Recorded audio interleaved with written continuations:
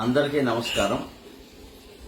ఉభయ తెలుగు రాష్ట్రాల్లో భక్తులు ఈ మధ్య యాత్రలు బాగా చేస్తున్నారు. చాలా సంతోషించాల్సిన విషయం. యాత్రల వల్ల చిత్తశుద్ధి బాగా పెరుగుతుంది, భగవద్ అనుగ్రహం కలుగుతుంది, అందులో సందేహమైంది. అందున ఇతర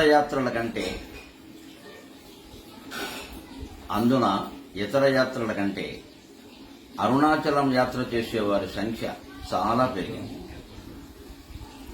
పెరగడం సంతోషించవలసిన విషయమే అయినా దాని అసలు ఆంతర్యాన్ని తెలుసుకోకపోవడం, పైగా యాత్రికుల సంఖ్య వందలు, వేలు, లక్షలు దాటిపోవడంతో పర్యావరణానికి హాని కలుగుతోంది అని అరుణాచలం ట్రస్టు యాజమాన్యం వారు నాకు చేసిన విజ్ఞప్తి మేరకు ప్రత్యేకంగా నేను మీ అందరికీ నమస్కరించి ఈ విజ్ఞప్తి చేస్తున్నాను.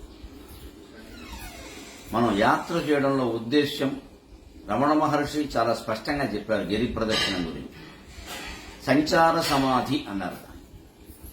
అంటే సమాధిలో ఉండేవాళ్ళు ఒకే చోట ఉండి స్థిరంగా అంతర్ముఖులై ఒక శిలాసదృశ్యంగా మారిపోతారు. అలాగే కాకుండా కళ్ళు తెరుచుకొని తిరుగుతూ చూస్తూ కూడా సమాధిలోకి వెళ్ళవచ్చు. అందుకు గిరి ప్రదక్షిణం ఉపయోగిస్తుందని చెప్పారు. అంతేగాని మనం 15 సార్లు మొక్కుకోవడం, 16 సార్లు మొక్కుకోవడం, దానివల్ల పిల్లలు పుడతారనుకోవడం, ఐశ్వర్యం వస్తుందనుకోవడం, పెళ్లిళ్ళు అవుతాయనుకోవడం, ఇదంతా ఒట్టి భ్రమ. ఆ మాట రమణ మహర్షి ఎక్కడా చెప్పలేదు. గిరి ప్రదక్షిణ వల్ల కోరికలు తీరవు, మనకి విశాల భావం ఏర్పడుతుంది. ఈ ప్రదక్షిణాల వల్ల విశాల భావం ఏర్పడుతుందో లేదో ఎవరికీ తెలియదు. కానీ చాలా సంకుచితంగా మనం ఆలోచించి మన ప్రయోజనమే మనం ముఖ్యంగా చూసుకుని విపరీతంగా ప్లాస్టిక్ సీసాలు, ప్లాస్టిక్ సంచులు వాడుతూ అవన్నీ కొండ చుట్టూ పారేస్తూ ఉంటే అరుణాచలం కొండ పవిత్రత మొత్తం దెబ్బతింది అని యాజమాన్యం వారు నాకు స్వయంగా చెప్పారు. సంచార సమాధి అండంలో రమణ మహర్షి ఉద్దేశం సంచరిస్తూ ఉంటే కనిపించే కొండలు, గుట్టలు, చెట్లు, పుట్టలు, మనుషులు, జంతువులు సమస్తాన్ని వెన్నెల వెలుగుల్లో సమానంగా చూడాలి అని.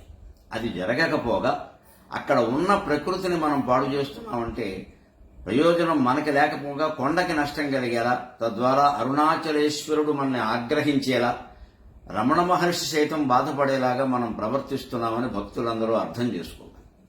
అందుకని దయచేసి ఎవ్వరూ ఒక్క ప్లాస్టిక్ సీసా గాని, ఒక ప్లాస్టిక్ సంచి గాని అక్కడికి పట్టుకెళ్లకూడదు, అక్కడ కొనకూడదు అని నిబంధన పెట్టుకోండి. మీరు ఎంతకాలం యాత్రలు చేసినా మంచిది, మీకెంత ప్రయోజనం కలిగినా మంచిది. మాకందరికీ ఆధ్యాత్మికవేత్తలుగా అది సంతోషం. కానీ పర్యావరణానికి హాని కలిగిస్తున్నాము అంటే ప్రకృతిని హింసిస్తున్నాం. తద్వారా ప్రకృతికి అధిష్టాన నాయకుడైన పరమేశ్వరుణ్ణి మనం బాధపెట్టి ఆయన ఆగ్రహానికి గురవుతున్నాం అన్న మాట గుర్తుంచుకుంటే ఈ పని చేయకుండా ఉంటాం. అంచేది అందరూ పర్యావరణ కాలుష్య రహితమైనటువంటి అరుణాచలాన్ని తీర్చిదిద్దడానికి భక్తులుగా మనమంతా ప్రయత్నం చేయాలి. అందుకు మీరంతా చేస్తారని ఆశిస్తూ సెలవు.